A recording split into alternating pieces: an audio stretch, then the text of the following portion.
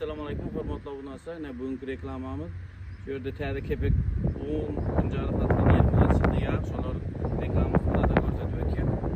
Adresimizni tushuntirib o'tdik. Adresimiz Müyesser Balxana deyip, Müyesser Balxana'da Hayat Oyhan tarafından gelverse Reykesin kırarında, Çepel'de. Bir yanı maksimum var ki İngiliz, Lenin tarafından geliverse Sağel'de. Poliseski'den öte yönünde yine. İçini bir atar gördüğü ötüyor. Eski adamın içi bilen tanıştırıp ötüyor bu atar. Kuncarı 6200 son. Unumuz var, Rossiyski unumuz. 270 yaşımız onunla. Kepeklerimiz Kazakistanski kepek. 80 yaşımız onunla. Bular dastavka edip beriyeli 56 deyin. Bolsa dastavka edip beriyeli. Magazinçilara bakası ser geliştirip beriliyor. Magazinçilara satyan adamlara bakana kadar geliştirip beriyeli yine. Kime ne açarlı gerekliyse tapılıyor. Birinci el.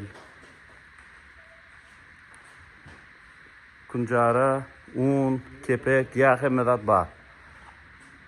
Telefon numaraları kaldırın ekranda telefonlaşıp gelip alabilirsiniz. Rahmet sağ salamet olun.